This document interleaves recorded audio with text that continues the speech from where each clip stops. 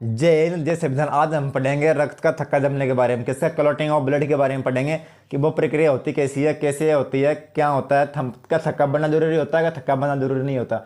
यदि थक्का नहीं बनेगा तो क्या होगा, यदि थक्का बन गया तो क्या हो गया। तो हमेशा भी एक बात ध्यान रखना, थक्का, रक्त का थक्का हमेशा शरीर के बाहर बनना चाहिए। आप जिस जगह से कटे हो उस जगह बनना चाहिए। यदि रक्त का थक्का आपके शरीर के अंदर बन गया तो समझो आपके शरीर के अंदर बनेगा और आपका शरीर की आत्मा सीधे निकल कर ऊपर पहुंच जाएगी, है ना भाई। तो इसलिए रक्त का थक्का शरीर के बाहर जमना चाहिए, है ना। अंदर जम गया तो कुछ अलग हो जाएगा ना भाई। तो देखो भाई, तो इस प्रक्रिया को बोलते हैं कैस्केडिंग। रक्त का थक्का बनने या जमने की प्रक्रिया को कैस्केडिंग बोलते हैं ना भाई। ये प्रक्रिया 4 दिन में 4 मिनट में हो जाती है। कितने मिनट में? 4 मिनट में हो जाती है।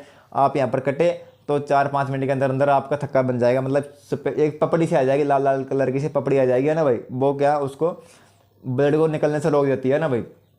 वो प्रक्रिया होती है 4 मिनट में। ऐसा नहीं है आप यहाँ पर कट गए और आपके 5-7 दिन तक आप इसको सब दबाए के रहते हो ना भाई, ऐसा नहीं होता। 4 मिनट तक होती है वो प्रक्रिया। उसको देखते हैं भाई कैसे, किस तरह से होती है ना भाई।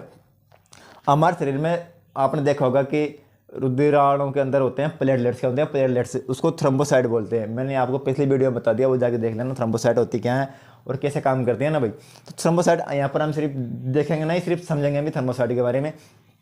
थ्रोम्बोसाइट जब अपन को चोट लग जाती है, अपन कट जाते हैं, तो थ्रोम्बोसाइट अपने शरीर में प्लेटलेट्स होती है। प्लेटलेट्स जो होती है वो क्या करती है, वायु संपर्क में आ जाती है। किसके संपर्क में? वायु से के संपर्क में आते हैं, क्या बन जाती है?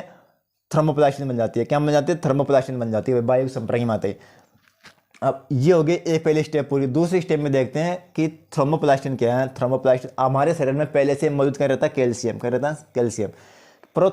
ये थर्मोप्लास्टिन कैल्शियम से बोलती है कि भाई कट गया, कट गया, कट गया, कट गया, कट गया, और ब्लड निकल रहे हैं। कौन बोलती है?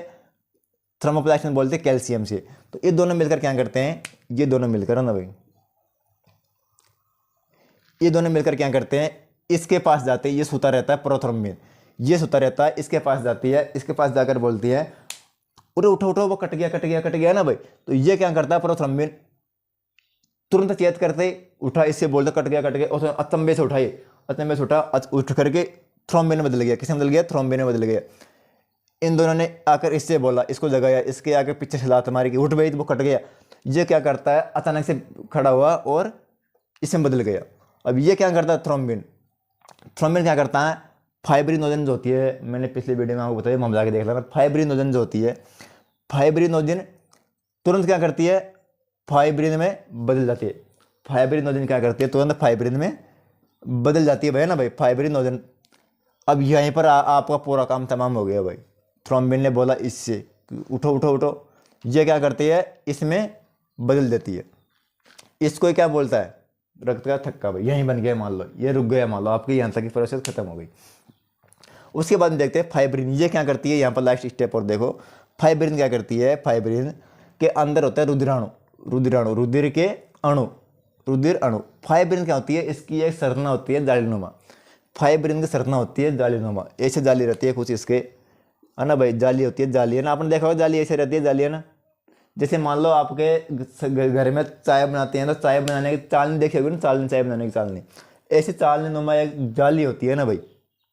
वो जाली क्या करती है, वहां पर आके जम हो जाती है। कौन सी जगह पे आके बन जाती है, जहाँ से आपने कटा है ना भाई, जहाँ पर कटाई चोट लगी है उस स्थान पे आकर के जम बन जाती है, जम जाती है। कौन? फाइब्रिन की जाली, है ना भाई।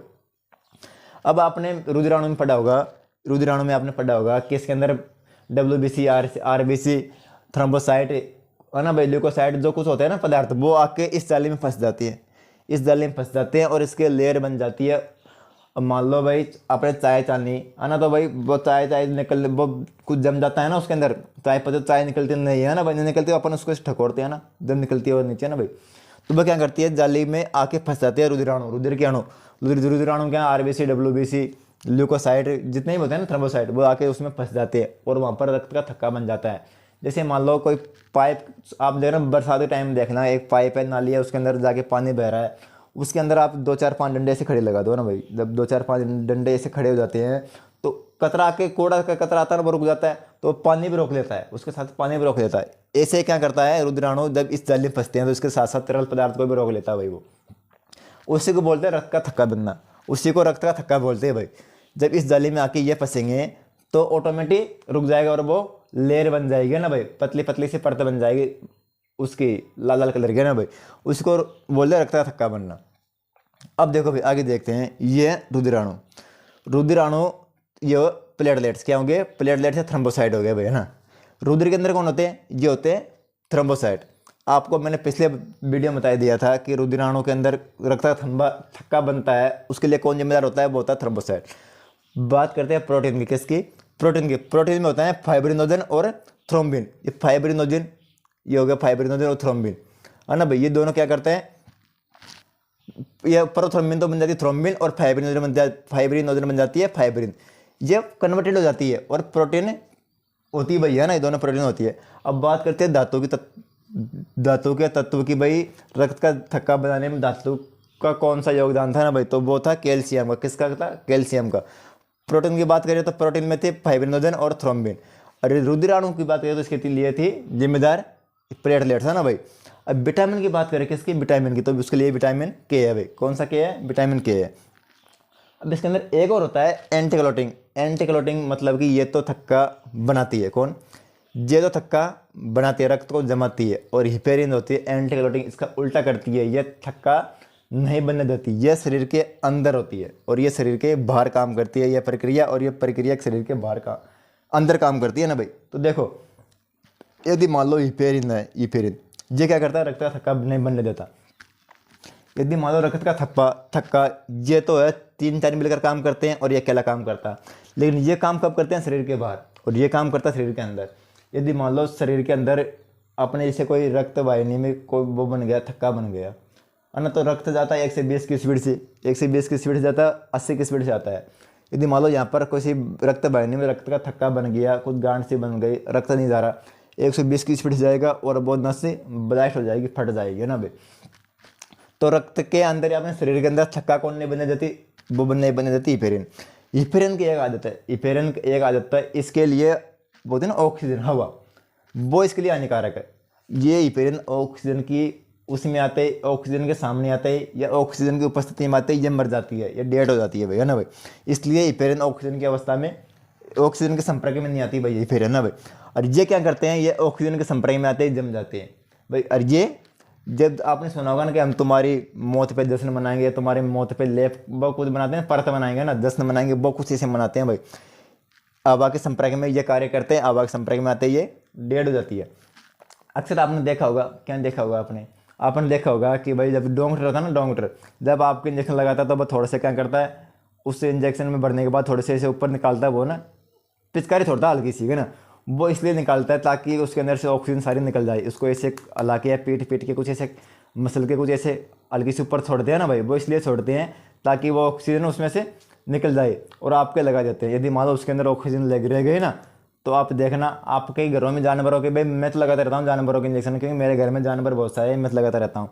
तो मैं खुद निकालता हूँ, इसको ऐसे निकाल देता हूँ, थोड़ी सी ना पिचकारी मार देता हूँ ताकि उसके अंदर ऑक्सीजन न रहे। यदि उसके अंदर ऑक्सीजन रह गए ना, तो आपके जहाँ लगेगा ना वो इंजेक्शन, वहाँ पर फूल जाएगी, जगह फूल जाएगी, गांठ से बन जाएगी। फिर आप डॉक्टर के पास जाओगे, फिर बोलोगे डॉक्टर से कि डॉक्टर साहब मेरे तो वो गांठ बन गई है ना भाई, फूल गई जगह। तो वहाँ पर क्या होता है, हिपेरिन मर जाती है और वो फूल जाती है। तो डॉक्टर बोलेगा कि भाई नमक, गर्म पानी के नमक में नमक मिलाकर, गर्म पानी में नमक पटक कर उसको सेकना, कपड़े से सेकना, वो मिट जाएगी। फिर आप सेकोगे उससे अच्छा है। अब डॉक्टर थोड़ी बताएगा गलती मेरी है, डॉक्टर ऐसे नहीं बोलता भी गलती मेरी है भाई, उसने गलती डॉक्टर ने की, उसने उसको पूरा नहीं निकाला हवा को। आपने अक्सर देखा होगा कि जब भी आपके मान लो किसी कमजोरी को देखती है, डॉक्टर आपको ग्लूकोज की बोतल लगाता है, इसे उल्टे लटका गया ना भाई, लटकाता ग्लूकोज की बोतल। तो नर्स क्या करती है, डॉक्टर क्या करता है, उसको पूरी खाली नहीं होने देता, थोड़ी बहुत रखता है उसके अंदर। ताकि क्यों रखता है थोड़ी बहुत, वो इसलिए रखता है क्योंकि उसके अंदर यदि ऑक्सीजन चली गई ना, तो आपको पूरा ये हो जाएगा, यहाँ पर सूज करके, है ना भाई, यहाँ पर सूज करके आपको ये हो जाएगा। इसलिए वो पूरी खाली नहीं होने देता, थोड़ी बहुत रखता है उसके अंदर, है ना भाई, उसको फिर हटा देता है। वो इसलिए हटा देता है ताकि आपके शरीर के अंदर ऑक्सीजन जाए और हिपेरिन जिंदा रहे, है ना भाई। बात करते हैं कि ये हिपेरिन और थ्रोम्बिन और फाइब्रिनोजन बनती कहाँ है ना भाई, तो प्रोथ्रोम्बिन और फाइब्रिनोजन कहाँ बनती है, लिवर में बनती है। लिवर में ये भी बनती है, ये भी बनती है, ये भी, तीनों लिवर में बनती है भाई, है ना। तो आपका ये क्लोटिंग वाला चैप्टर खत्म हो गया, ये टॉपिक खत्म हो गया। ये पार्ट 2 में आएगा भाई, ये वीडियो पार्ट 2 में है ना भाई। तो आप इसका स्क्रीनशॉट दे लो।